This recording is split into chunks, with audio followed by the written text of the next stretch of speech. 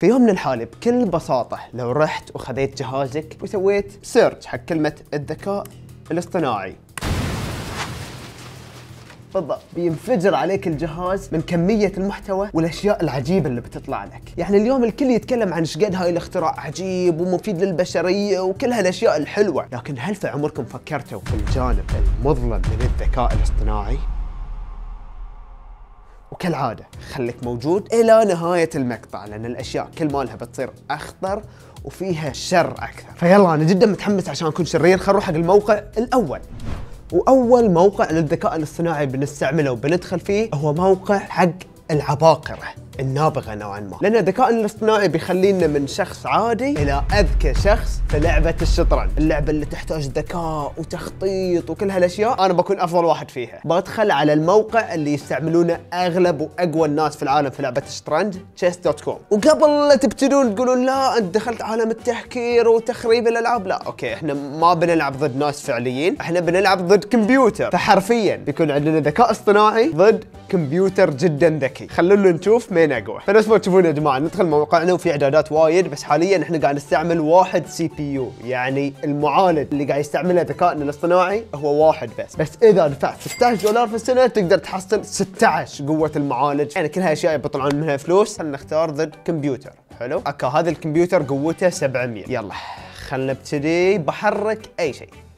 طبعا الكمبيوتر بيلعب، انا مباشره بروح حق الكمبيوتر الثاني وبحط اللعبه اللي صارت وبقول له كالكوليت نكست موف، اعطني الخطوه اللي بعدها، فبيعطينا هذه الخطوه. وبالتالي هل بنلعب الحين بنشوف ذاك وين لعب، ذاك حرك ذي، عطنا الخطوه اللي بعدها وننتظر ننتظر ننتظر. يعني هو اذكى واحد بس مو اسرع واحد في العالم. بدينا ناكل.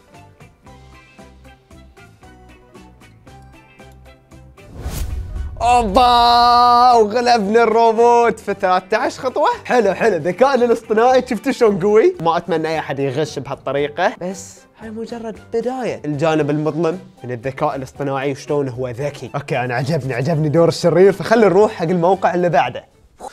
الصراحة حق موقعنا اللي بعده أنا محتار هل إحنا أشرار ولا طيبين الصراحة، لأن لما بقول لكم عن خاصية الذكاء الاصطناعي هذه أنا دور الطيب، لكن في نفس الوقت يمكن قاعد أساعد على الكسل وعلى التسيب نوعا ما. الموقع اللي بعده اسمه tldv.io. فكرته إنه هو يحول الذكاء الاصطناعي إلى سكرتيرك الخاص أو سكرتيرتك، كيفك أنت اللي تبي توظفه يعني. بس هالسكرتير الخاص اللي أنت بتوظفه عنده شغلة وحيدة، ما يلاحقك، مو هو سكرتير فعلي، هو مجرد ذكاء اصطناعي حق أي اجتماع أو أي فيديو كول بتدخله اونلاين. تقدر تدخل حاليا اجتماعك، تشغل الذكاء الاصطناعي وتمشي. بتقول لي زين والاجتماع شلون بعرف شنو قالوا؟ هذه شغلة الذكاء الاصطناعي، يسجل لك كل الملاحظات ويلخصها لك. فهاي هو موقعنا حاليا، وابي اجرب ادخل اجتماع واتكلم بالعربي، اشوف هل بيفهم الكلام بالعربي ولا لا. وعشان نجرب الموقع لازم ندخل في اجتماع. السلام عليكم، ازيك؟ انا عاوز حاجة، أنا بقول معلومات كتير عشان نقرب. تكلمت مصري لأن البرنامج ما يفهم إلا المصري. أوكي الحين نجرب. الحين هو ما كتب لي ملخص الاجتماع لأن الاجتماع كان قصير الظاهر، حطوا لي بارتين، البارت اللي أنا قاعد أتكلم هني على أساس أنا شخص. الموقع ما لخص الاجتماع بشكل كلي، بس أهم حاجة في الاجتماع هو زر اللايك والاشتراك. سامحوني على لهجتي المصرية. دقيقة وشي سجلته، ما أعرف مو تجربة، يمكن لازم أجربها في اجتماع أطول. شيء وحيد بس ما عجبني إنه لازم يدخل كضيف في الاجتماع، فنوعا ما بتقدر تستعمله حق خلينا نقول محاضرات الجامعة أو ميتينج في الشغل أو اللي يكون، يعني لأنه بيقولون شنو هذه من هالشخص. ذكي الاختراع بس مو بشرير، طيب أحسه. خلونا نروح حق الموقع اللي بعده لأن من الحين أنا خايف منه صراحة. صح احنا قاعد نكون اشرار بس من باب الضحك، يعني من الاخر اذا انت بتستعمل هالموقع او غيره خافوا الله في الاشياء اللي قاعد تسوونها. هالموقع يستعمل الذكاء الاصطناعي عشان يخلي الناس يسوون اشياء هم في حياتهم ما سووها. الموقع يستعمل تقنية الديب فيك اللي هي كأنها عبارة عن فوتوشوب بس للفيديوهات وللوجوه. يعني بكل سهولة خلينا نقول أنا أبي أراوي إن في شخص قاعد يشرب شاي وهو في حياته ما شرب شاي، يكره الشاي. أقدر من خلال هالتقنية اخذ فيديو له واخذ فيديو حق شخص ثاني يشرب شاي واركبهم على بعض. زين انا دخلت الموقع واول شيء قالوا لي اياه للاسف فلوس. طبعا يعني دفعت. فاللي بسويه الحين صورت فيديوين. الفيديو الاول فيديو حق وجهي بتعابير مختلفه، قالوا كل ما كانت دقه الفيديو اوضح وكانت تعابير اكثر بامكانك انك تسوي اشياء اكثر. صورت 4K وتعابير ويمين يسار، فتحت حلجي سكرته وارسلت لهم هالفيديو. خذيت صوره هذه الشخص اللي هو في الجيم قاعد يرفع ومعضل وغيره، وحطيت لهم اختبار بسيط انه كان في شيء يمر من امام وجهه، فبالتالي التقنيه لازم تكون جدا راكبه عشان بالذكاء الاصطناعي تبدل وجهي وتركبه بشكل ممتاز ويتصدق. عن نفسي احس ما بتضبط وبكون خسرت فلوس على الفاضي، لكن خلينا نجرب. اوكي يا جماعه، فالنتيجه مكتوب بتحتاج من 4 إلى 6 ساعات، فلين ما تطلع لنا النتيجه خلونا نروح حق الموقع اللي بعده. بس بقول لكم، هل قد صار خاطرك ان تخترع شخصيه من ولا شيء وتخليها تقول كلام في حياتها ما قالته؟ لا؟ زين انا خاطري وهاي اللي بنسويه الحين. موقعنا اللي بعده اسمه سينثيسيا، والحلو انه في ببلاش تقدر تجرب، فهني نقدر نختار شخصيات. نبي هاي الشخص، نبي هاي الشخص، واتوقع في لغات كثيره ومنهم العربي تقدر تخليهم يستعملونها ويقولونها. طبعا فكره الموقع ان هاي الشخصيات كلها مو حقيقيه، هاي الناس مو موجودين. حاليا عندنا 200 حرف بس، لان قاعد اجرب النسخه المجانيه. اذا دفعنا بيكون عندنا اتوقع لا نهائي. خلونا نجرب. كتبنا له فقره بسيطه باقل من 200 كلمه، وحاولت اكون دقيق في الاملاء، بس خلينا نشوف هالشخص شلون بيقرا الكلام وشلون بينطقه. اوكي يا جماعه، فجهز الفيديو. حاليا نفس ما تشوفون في عليه مليون ووتر مارك، بس عشان ما نقدر نستغل الفيديو تجاريا اقول لك ان هاي ببلاش عشان تجرب مو عشان تستعمله. خلونا نشوف الفيديو. انا اسمي يوسف، وهذه هي قنواتي المفضله على اليوتيوب. نبدي في المركز الأول والمعروف لا يعرف. أتابعه في كل قنوات التواصل الاجتماعي وأنصحكم بذلك أيضا. هذا هو حمان وليس حمان أو حماني.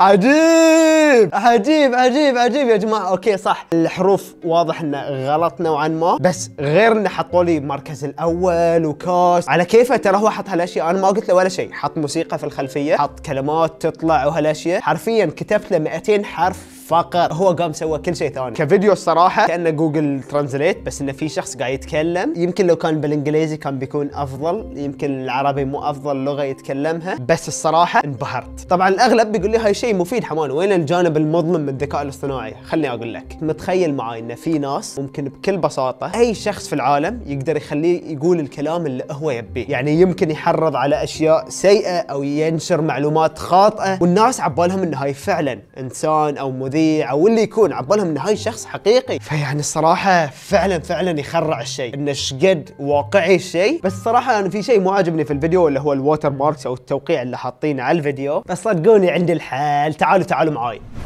موقعنا اللي بعده انا 100% ضد فكرته. طبعا انا كصانع محتوى احتاج استعمل فيديوهات وصور من الانترنت بشكل كبير. يعني مثلا لو كنت اتكلم عن انعكاس الغروب على النهر، هل لازم اسافر لان البحرين ما فيها نهر، اسافر الى ديره فيها نهر واصور الغروب عشان اجي في الفيديو واحطه لمده 5 ثواني، او بكل بساطه اخذ لقطه من النت تشرح اللي قاعد اتكلم عنه؟ طبعا الخيار الثاني. لكن للاسف اغلب المصورين ودهم يطلعون الفلوس من هالصور والفيديوهات، فبالتالي يلجؤون الى فكره الستوك فوتج. وفعلا هاي اللي انا اسويه في اغلب فيديوهاتي، ادفع فلوس عشان هالفيديوهات والصور اللي بحطها. وطبعا عشان يحفظون على حق المصور نفسه يضطرون انهم يستعملون شيء اسمه الووتر مارك، واللي هو نوعا ما كانه توقيع على الصوره، يخرب الصوره، بس يضمن انك ما تصورها او تصور الشاشه، يا انك تستعملها بجوده جدا سيئه وصغيره وخايسه، او تدفع فلوس عشان تستعملها باعلى جوده بدون توقيع بدون اي شيء. لكن الذكاء الاصطناعي يقول لك حبيبي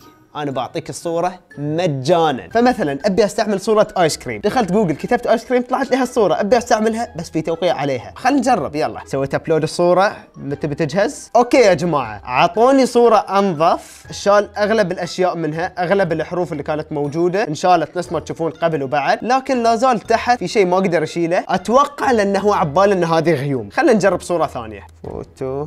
اوه هذه الصورة بتكون تحدي يا جماعة، شوفوا ايش قد توقيع عليها. خلينا نحفظها ونجرب. وات؟ لا مو طبيعي يا جماعة، حرفيا ولا توقيع. بكل بساطة تعال سوي داونلود الصورة. واو والله الذكاء الاصطناعي مرعب. الحين الاغلب يقدر يبوق صور وفيديوهات الناس اللي عليها توقيع، وهاي مجاني. اكيد انا متأكد في مواقع ثانية بفلوس تقدم خدمات اقوى بعد، مثلا بدل ما بس للصور للفيديوهات بعد او شيء. والله مو طبيعي، الذكاء الاصطناعي مرعب. خلونا نروح حق اكثر شيء انا خايف منه في مقطع اليوم، الفيديو اللي انا ناطره من مساعة. اول ما يجهز خلونا نشوفه.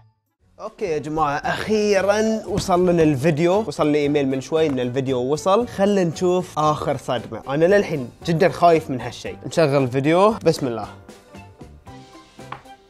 لا عادي يا جماعة، شلخياس. اول شيء ما يشبهني، ثاني شيء واضح تركيب، ثالث شيء شوفوا مو راكب صح. لا وكاتبين لي ايش كبره This is a fake video. لا والله صدق انا ما كنت اعرف ان هاي فيديو فيك. والقهر ان هاي يمكن الموقع الوحيد اللي ما كان فيه تجربه مجانيه ودفعت عليه $20، اخس موقع فيهم. انا يا جماعه تنرفزت صراحه. اتمنى عجبكم المقطع، زر اللايك الاشتراك، وهاي المقطع اذا ضغطتوا عليه بيعجبكم صدقوني. نشوفكم في مقطع ثاني، مع السلامه. فلوسي الغباء الاصطناعي دي مو الذكاء.